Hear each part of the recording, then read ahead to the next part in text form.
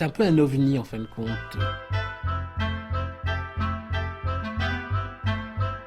Le fait qu'on ne soit pas un guide gastronomique, qu'on ne soit pas un guide de shopping, on n'est pas un guide culturel non plus, on mélange tout ça, c'est un cocktail. Nous sommes ici chez moi à Milan et je suis le rédacteur en chef des City Guides de Louis Vuitton depuis leur création en 1997. Qu'est-ce que c'est qu'un City Guide Louis Vuitton? C'est un formidable outil de découverte d'une ville quand on ne la connaît pas. Il s'adresse autant aux voyageurs que aux habitants des villes, même s'ils y habitent depuis très longtemps, puisqu'on leur on leur porte à leur connaissance des adresses devant lesquelles ils passent, dont ils se fichent royalement, parce que l'habitude et le quotidien font qu'on finit par effacer des choses de son champ de vision, de perception.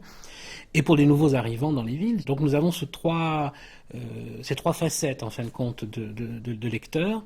Et tous se trouvent complètement cueillis et charmés par d'abord la sélection des adresses, ensuite le contenu et la qualité des textes. Parce que nous faisons très très attention à cela, en essayant de manier aussi bien l'information pratique que l'information subjective, en mettant un peu d'insolence, un peu d'impertinence.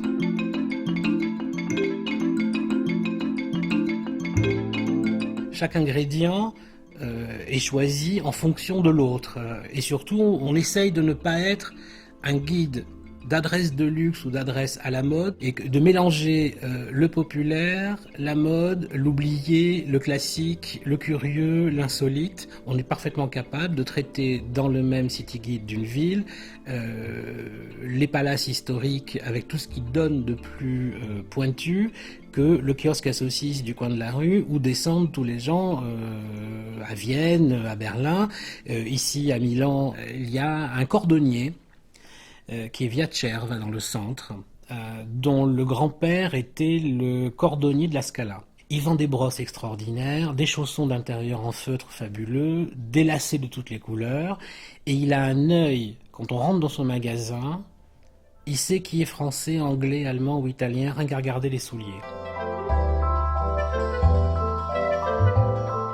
Le guide engage chaque année une équipe assez conséquente et d'auteurs et de journalistes et d'écrivains, parce qu'il n'y a pas de profil type pour travailler sur le City Guide.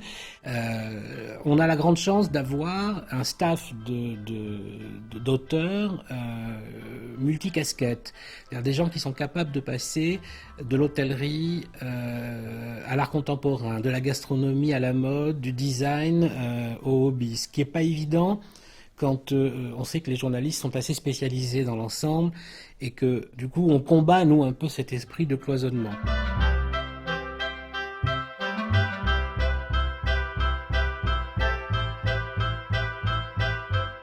Derrière moi, l'hippopotame Pipo, créé par Armando Testa. C'était un personnage de film publicitaire pour des couches-culottes. Et j'en ai trouvé un chez un antiquaire à Milan, qui figure dans le guide, et un autre dans une brocante à Berlin.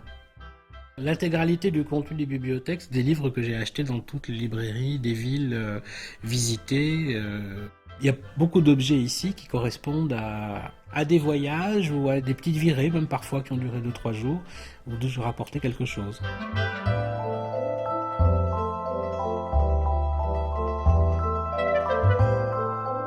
Il y a 1000 voyages, il y a 1000 façons de voyager. Il y a le voyage d'affaires, il y a le voyage d'agrément, il y a le voyage obligé. Il y a le voyage qu'on aimerait faire, qu'on rêve de faire et qu'on fera jamais, parce qu'il vaut mieux que ça reste un rêve. La définition du voyage, c'est que j'ai toujours peur de manquer de tout, donc j'ai toujours une grosse valise avec moi.